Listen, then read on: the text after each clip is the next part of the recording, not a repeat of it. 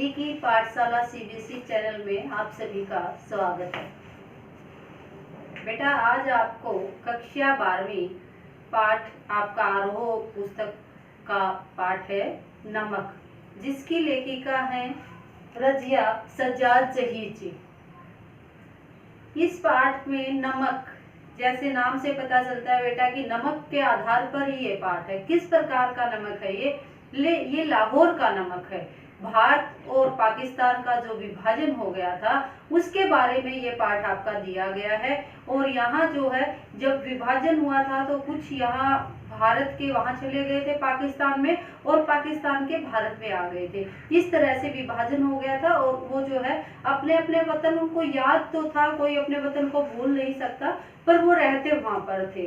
तो वो नमक के बारे में आपको बताती हूँ किस प्रकार ये पाठ है। इसमें मुख्य पात्र है लेखिका स्वयं, जिनका नाम यहाँ पर सफिया दिया गया है। और ये बेटा भारत पाकिस्तान के विभाजन की एक मार्मिक कहानी है कि लोगों के जो है मानचित्र पर तो उनको बंटवारा किया गया, मानचित्र पर होता है उनकी जमीन का तो बंटवारा कर दिया गया, परंतु उनकी दिलों का बंटवारा नहीं हुआ। उस पर आधारित ही ये पाठ है आपका। तो सफिया के बारे में बताती हूँ। एक बार क्या होता है, सफिया एक कीर्तन में जाती है। कीर्तन तो समझती हो, भगवान के जो भजन होते हैं उसमें जाती है। तो वहां वह सिख बीबी को देखकर हैरान हो जाती है, क्योंकि सिख बीबी उनको जो है बिल्कुल अपनी माँ जैसी दिखती थी। वैसे ही वस्त्र, भारी भरकम शरीर और उसकी आंखें, सब उनको अपनी माँ जैसी लगती थी। जब ऐसे वो उनकी तरफ प्रेम की भावना से देख रही थी तो सिख बीबी ने सफिया के बारे में अपनी बहू से पूछा कि ये कौन है। तो उनकी बहू बताती है कि ये सफिया है और ये कल जो है लाहौर जा रही है, ये बता देती है वो। तो अब वो भी लाहौर की है, तो वो उसको ये बातें सुनकर उसके पास आ जाती है, सफिया के पास, सिख बीबी। और वहां आकर दोनों आपस में अच्छी अच्छी लाहौर की बातें करती हैं, वहां के सौंदर्य के बारे में, वहां के पहनावे के बारे में, ये सारी चीजें अच्छी तरह से वो अपने उसको वतन को याद करती हैं। फिर अगले दिन सफिया को लाहौर जाना था, वो लाहौर के चली जाती हैं। लाहौर उसके 3 भाई रहते थे, तो उनके पास वो चली जाती है। अब वहाँ खूब मजे से उन्होंने जो है 15 दिन के लिए वो गई थी, खूब मजे में वो रही। सभी ने उनकी खूब, उनके भाइयों ने खातिरदारी की। उनके आड़ोस पड़ोस रिश्तेदार जो दोस्त थे वो भी उससे जो है मिलने के लिए आए और अनेक उपहार भी देकर गए। अब क्या है, सफिया के खुशी खुशी 15 दिन तो बेटा बीत गए। अब उसको वहां से आना था वापस। एक तो वो आने के लिए दुखी थी, दूसरा जब वो सिख बीबी से मिली थी तो सिख बीबी से उन्होंने बातचीत में एक पूछ लिया कि लाहौर से कुछ मंगवाना है। तो सिख बीबी ने उनसे लाहौरी नमक लाने के लिए कह दिया था।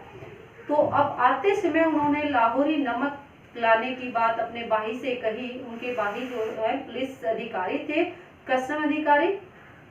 तो वो क्या है, उसके भाई बताते हैं कि यहाँ से नमक ले जाना गैर कानूनी है, क्योंकि यहाँ माना जाता है कि पहले ही भारत में अधिक नमक दे दिया गया है, तो यहाँ से नमक ले जाना गैर कानूनी है।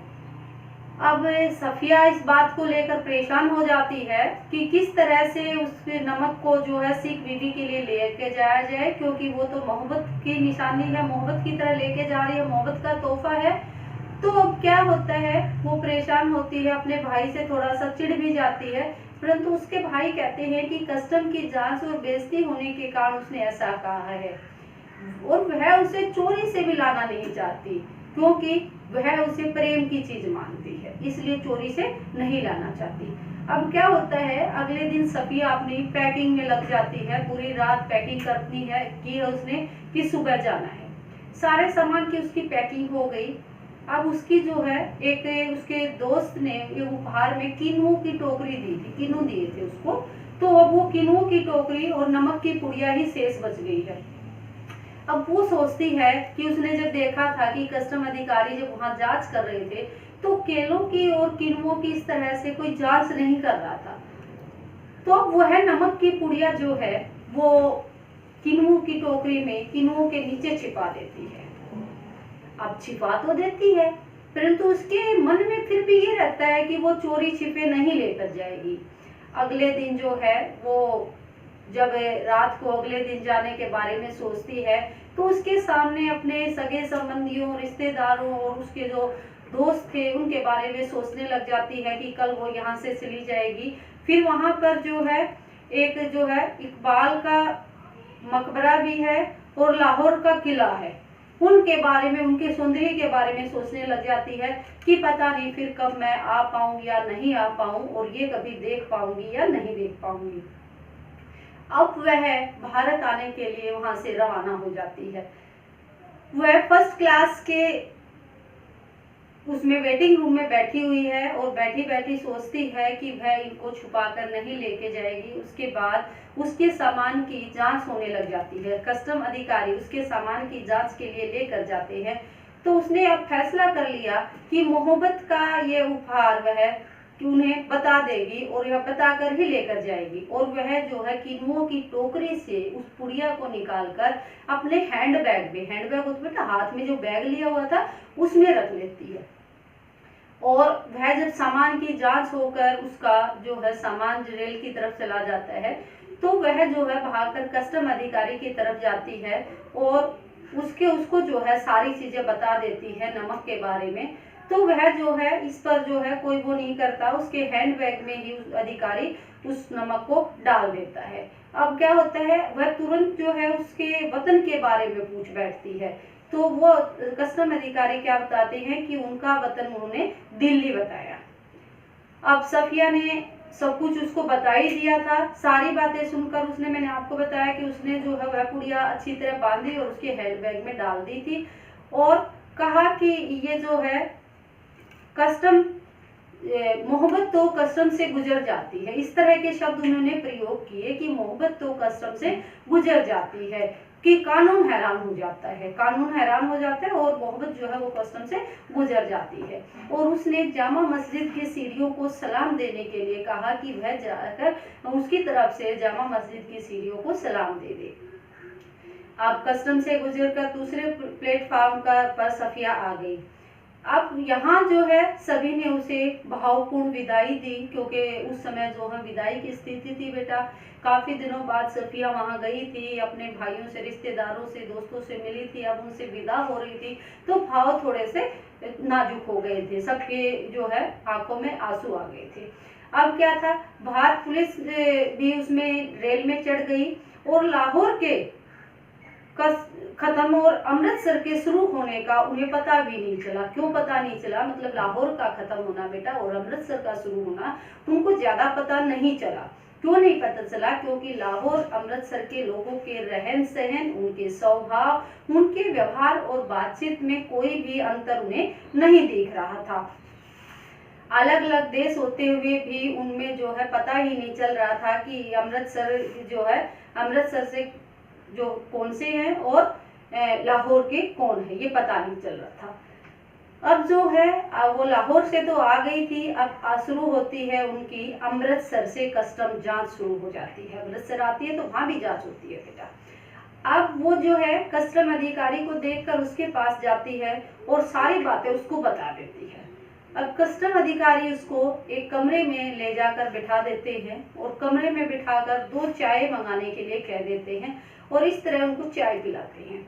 जब वो चाय पी रही थी तो अचानक अपनी जो टेबल है उसकी दराज को खोलते हैं और दराज को खोलकर उसमें से एक पेज निकालते हैं, किताब निकालते हैं और उसे किताब निकाली और उसके पहले पन्ने पर लिखा था, क्या लिखा था, शमसुल रस्ताम की तरफ से सुनील दास गुप्ता को प्यार के साथ, ढाका 1946, इस तरह से लिखा हुआ था। तो ये पता चल गया कि उनका कस्टम अधिकारी का नाम क्या था, सुनील दास था और वो कहाँ से था, ढाका से था।